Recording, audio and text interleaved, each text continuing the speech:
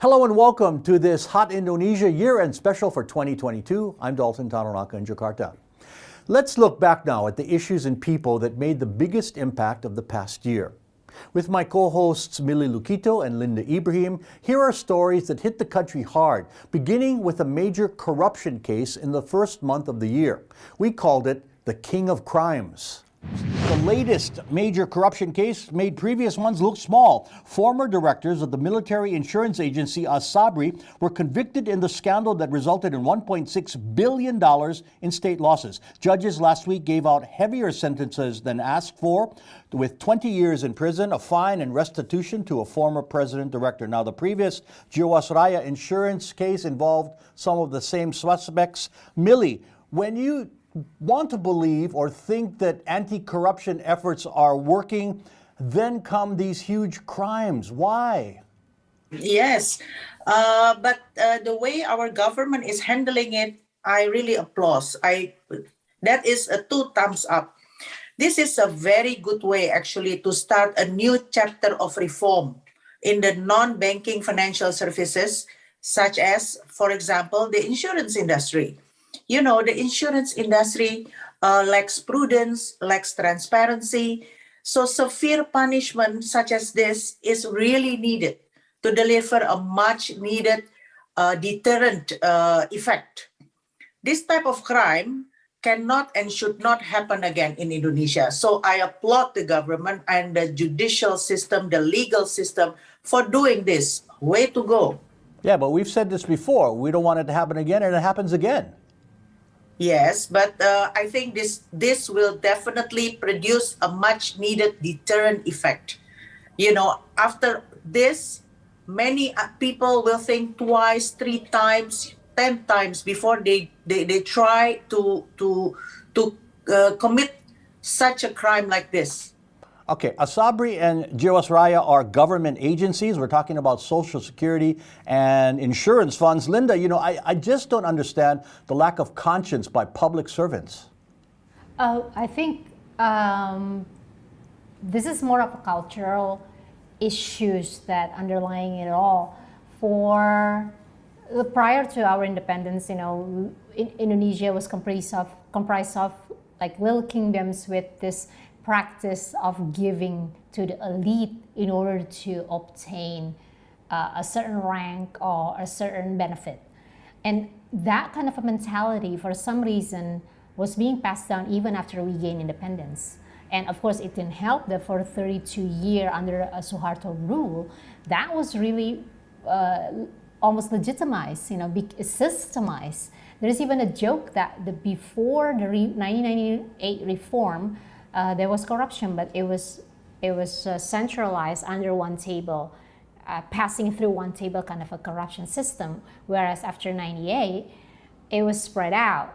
Now you're having petty corruption here, there, and everywhere. So I think to eradicate that kind of a thinking does take a long time. And I agree with Ibu Millie that handing out these very hard sentences is one way to go through that, to show people that, you know, the old way doesn't work anymore, and it's wrong to expect kickbacks or to think that the other person expects kickbacks, and for that reason you should offer first. You know, that kind of a mentality. I think they're trying to squash it with the hefty sentences. If you look at the Transparency International Index for 2020, Indonesia ranked 102 over 180 countries. That's really bad, you know. And then the score is only 37 over 100. We're a very corrupt country. So to answer to your first question, why the harsh sentences? Because I think the government finally realized that they have to do better. If my question was, why does it keep happening again? Right. Well, why does it keep happening? Because back to the culture. Okay, but you say culture. Let's not blame Indonesian culture. Let's blame corporate culture, right? There's a difference. No, who runs the corporate? People. And people come working in corporations with that kind of mentality. I remember my career was built on multinational companies in Indonesia. and overseas. And I remember one of the rules that we had in the MNC is that if you receive a gift in the amount of $50, then you have to declare it with the HR department. But by the time Lebaran coming, it was very common for the vendors, to send gifts and all that, and all of them were beyond $50. So, and when we explained to them why we had to decline this, because otherwise we would have to clear it with the HR department, they went blank. They go like, no, but we would like to thank you for all the orders you've made, throughout the year. And I'm like, yeah, but I made that order because and that's part of the business culture. I just don't want to make it a broad thing that's easy to target the culture. I think specifically corporate culture here has been practicing those things. Now, Millie, we've discussed the request for the death penalty in previous shows in major graft convictions, but I still think the guilty should pay a lot of money in penalties, and that would be more productive. Right now, the sentences are bigger than what their fines are. I think the fine should be millions and millions of dollars, not like $50,000 in some of these cases. Yeah, but I think not only should they pay in terms of money, but they also have to pay in terms of their time. They have to serve time. And I think death penalty, yes, perhaps that is too harsh. But I agree with Linda. The culture in Indonesia is one that will be very difficult for us to eradicate corruption totally. So harsh sentences such as this one is actually correct. But the challenge would be consistency. Can the legal system, can our legal system, can our government be consistent in doing this, in applying this type of punishment to everybody who is doing similar crime? Because we are sort of also known to be very inconsistent. It depends on who and what, and what is their background and so on. So I hope our government and judicial system can be very, very, very transparent. Okay, well, so what will it take, ladies, to turn the corner on corruption? And I mean from the guy on the street taking 50,000 rupiah to let you out of a ticket to this kind of multi-trillion rupiah embezzlement case. What will it take and when? No, hang on. I have to add, Delton, before you said that they were only given a small fine. That was true, the fine was small, but if you look at the news, they were also ordered to return the money. Yeah, restitution, right. Restitution, and the restitution was big, in the billions. Well, but they had the money. They took that amount of money, so I'm saying make them pay more than what they got to return as well. In August, palm oil tycoon Surya Darmadi was arrested after 8 years as a fugitive in what became the country's biggest corruption case ever, with $5.2 billion in state losses. This hot Indo year-end special will continue shortly with War and Peace, how we hoped the Russian invasion of Ukraine would end sooner rather than later.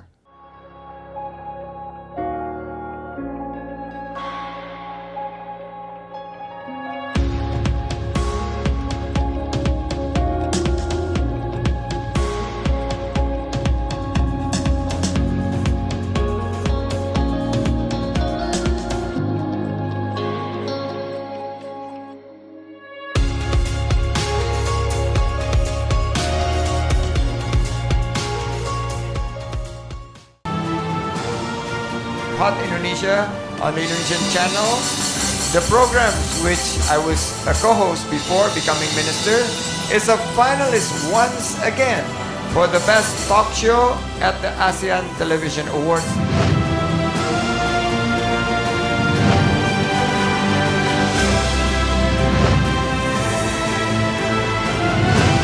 Best wishes to all nominees.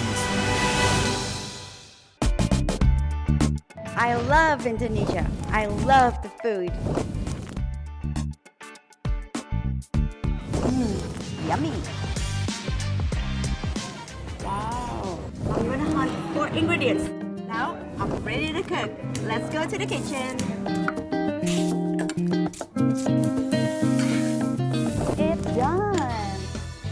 meat to eat. Foodiepedia on the Indonesia Channel.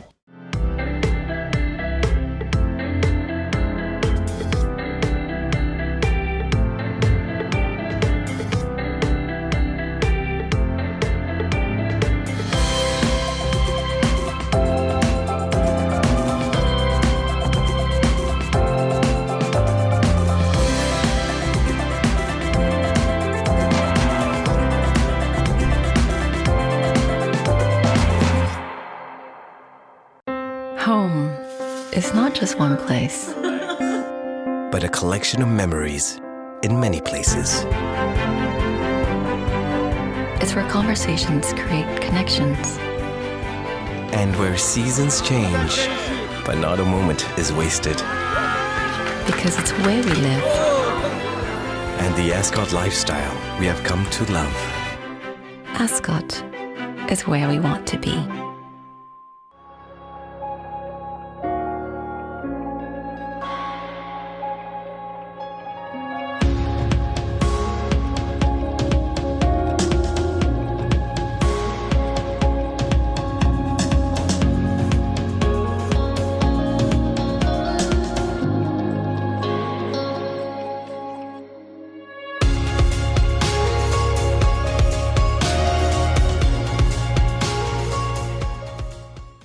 Hi, I'm Rory He. You're watching the Indonesia channel, the home of good sport.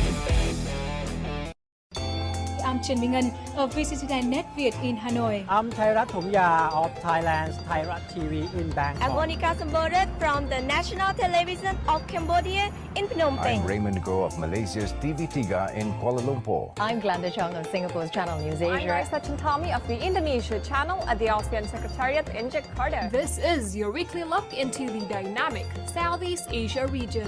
ASEAN Today on the Indonesia Channel. The Best of Bali takes viewers on a special guided tour to the treasures of the Island of the Gods. Well, the romantic dinner is beautiful. The Best of Bali, only on the Indonesia Channel.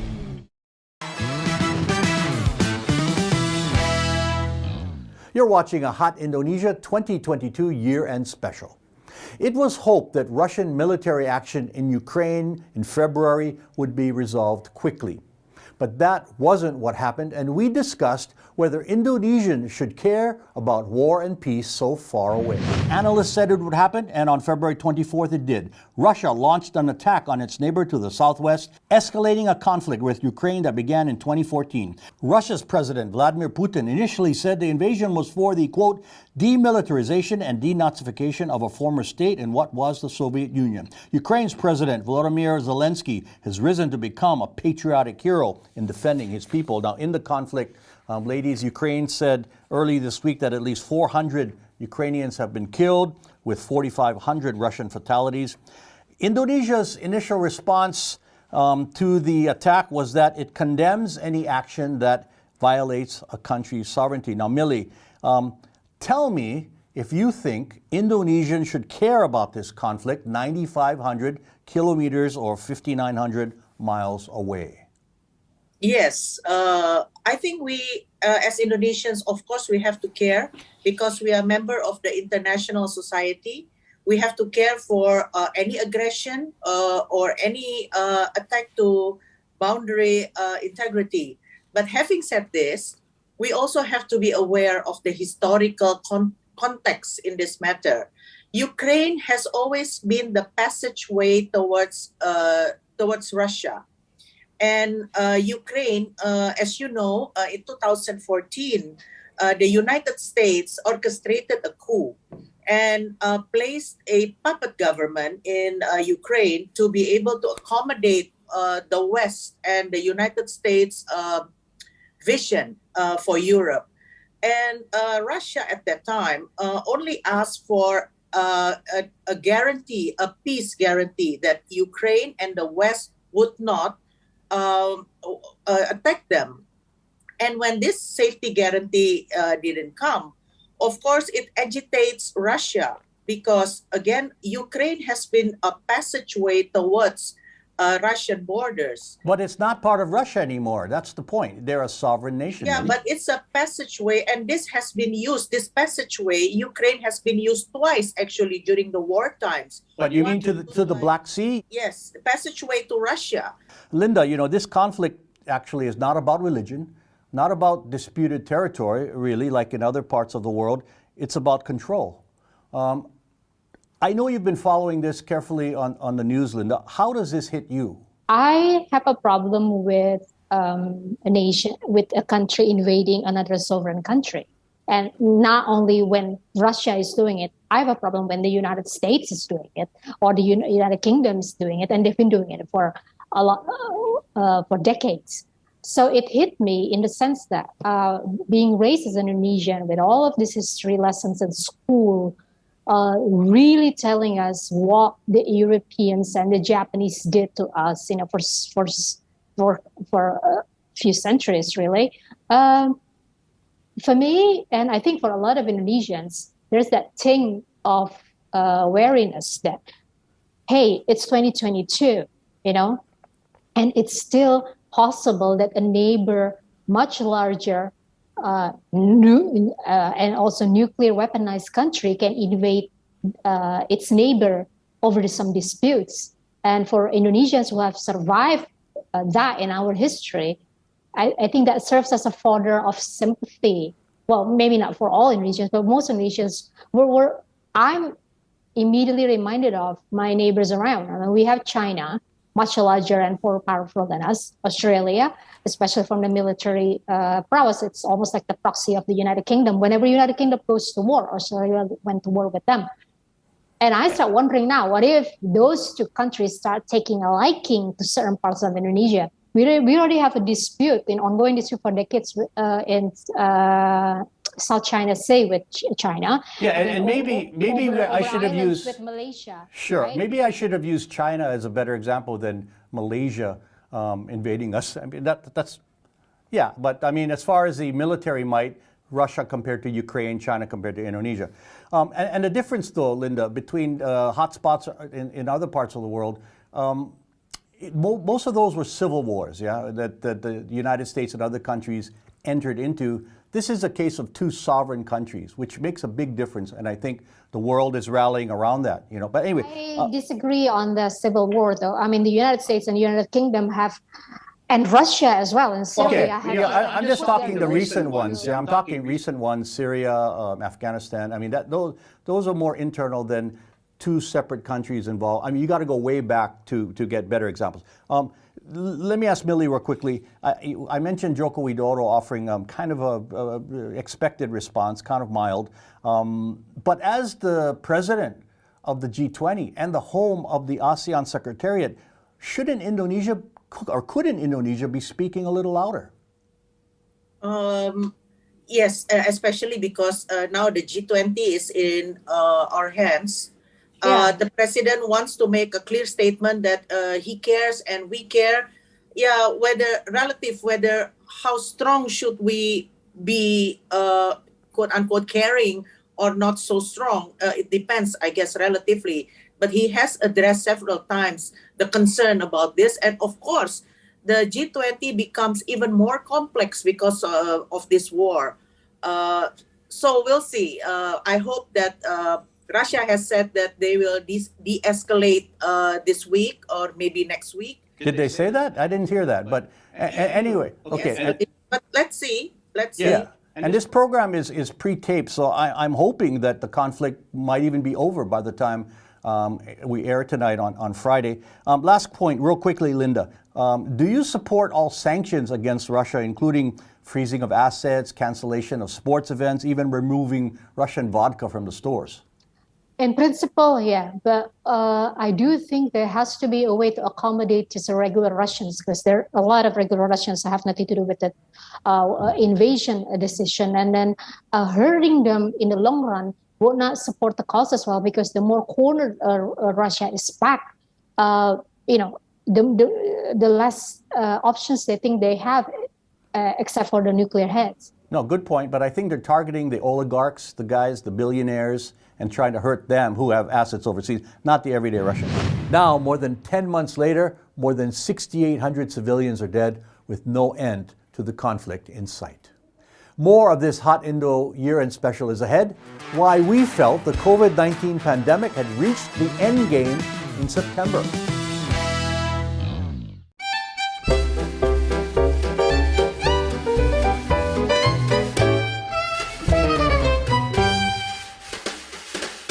Produk lokal memang handal, kreasi lokal memang spesial.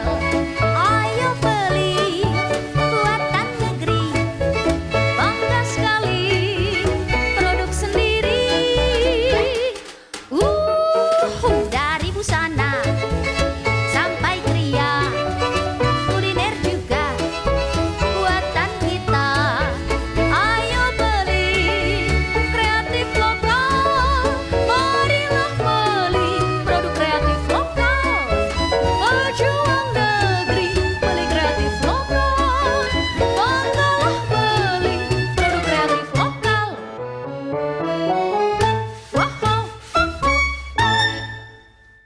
Hello, this is Anggun and you're watching the Indonesia channel, hot programs, cool people.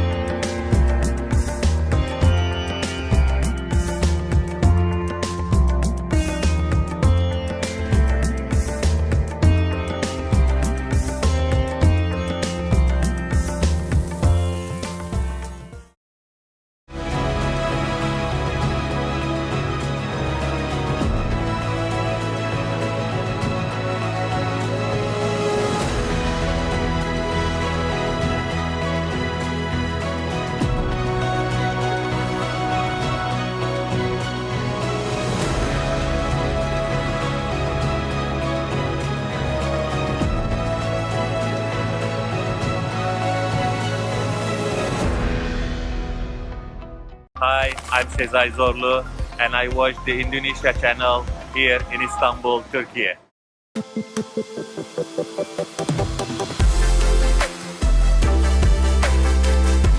I'm Caitlin Turner, and welcome to Yoga Bliss. Exhale, reaching down to triangle pose. Roll your knee out and up to the sky, breathing here. Yoga Bliss, only on the Indonesia channel.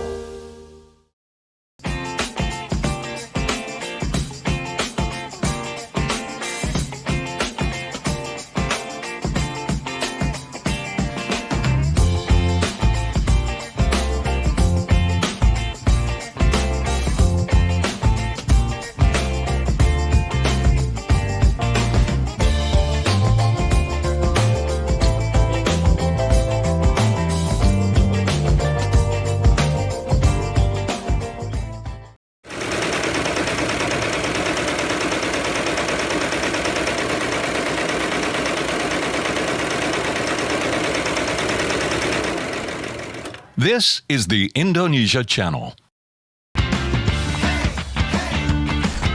You are watching iPop Playlist.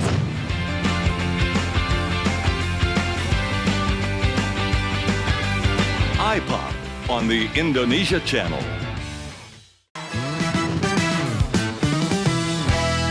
You're watching our Hot Indonesia Year-End Special from Jakarta. 2022 will be remembered as the year the global coronavirus pandemic had finally run its course. But not before more than 6.6 million people had died over 3 years, 160,000 right here in Indonesia.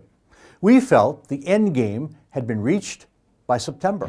The number of global cases of COVID-19 has fallen to its lowest point in more than 2 years. Here in Indonesia, daily cases are averaging below 2,000 from a peak of more than 50,000. The World Health Organization says the end of the pandemic, quote, is in sight. U.S. President Joe Biden stated it's over in his country. But let us not forget that 6 million people have died due to the coronavirus and 150,000 here. But I will agree with Joe Biden that The pandemic is over for the most part with vaccinations, short illness, and recovery times. I say it's over. Millie, what do you say? I think the pandemic is already done. We should really say goodbye to it. Grateful for it that we are here, survive and healthy. But I think, Dalton, what makes it still a challenge is the trauma.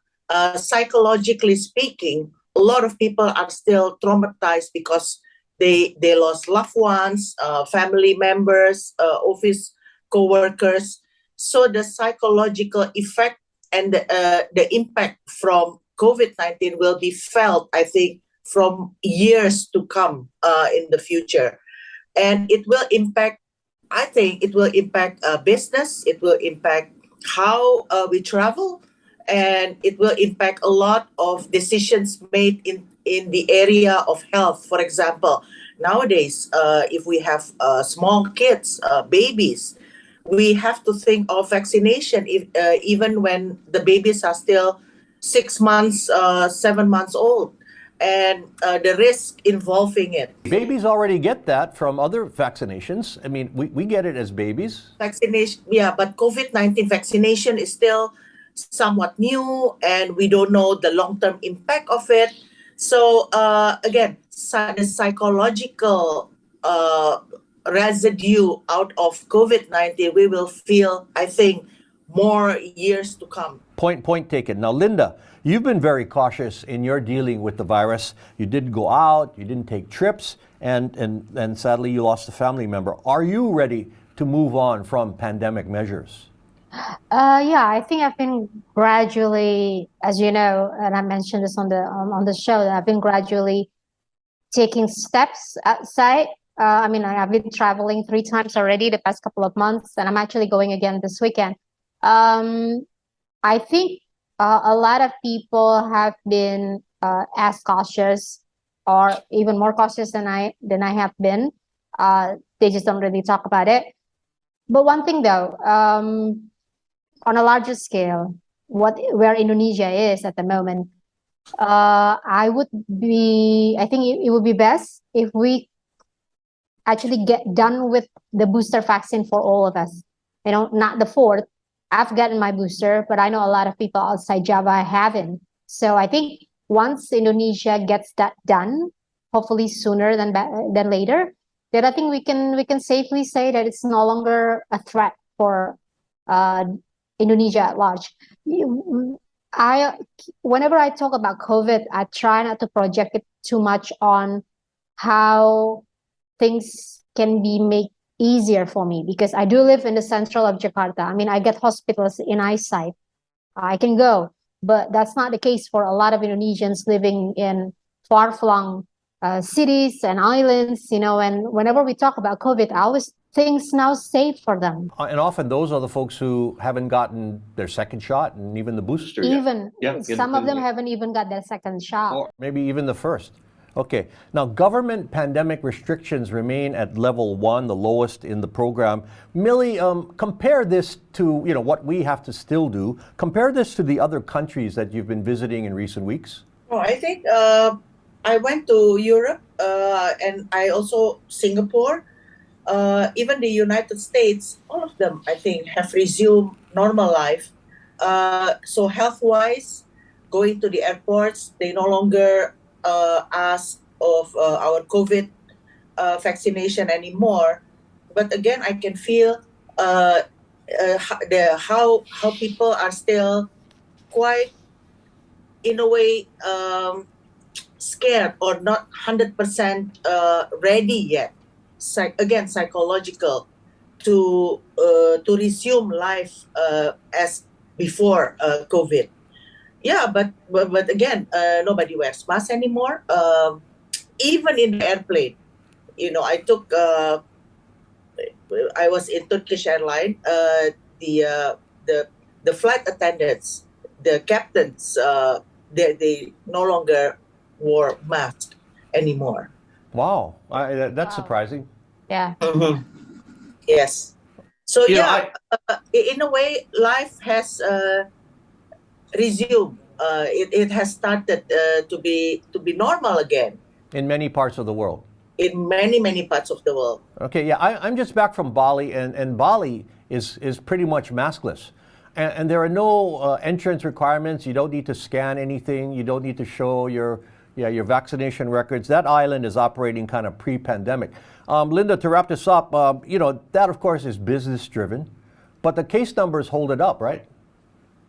Case numbers steadily going down. That is for sure. But what I'm worried is just the booster vaccine. Our number is not even half of the number that got the second vaccine. So it's still pretty low. And we have to remember that the ones that are not getting the vaccine yet are the ones actually living with less health facilities. So it's actually even double jeopardy for them, So Joe Biden can say it's over for the United States, but United States health facilities, it's not perfect, but it's a whole lot better than what we have in Indonesia. So I don't think it's a fair reference, to say that we should go and declare that we're pandemic free. Well, that's what we're debating, and I think you take your own personal precautions. I would still mask in a crowded room, or people are coughing, or even in the airplane, which to and from Bali, I still wore a mask. Masking is no longer required in open spaces in Indonesia, joining the practice in other parts of the world. We appreciate the feedback we get from viewers around the world, from Australia, the US, the Netherlands, Croatia, and right here in Indonesia. Please keep your comments coming. And that is our Hot Indonesia special for this week and year. Next week, a new team. Karanina Sunny joins Linda and me with the hottest issues and people of Indonesia. For now, thank you for watching. I'm Dalton Tanonaka, and see you in 2023.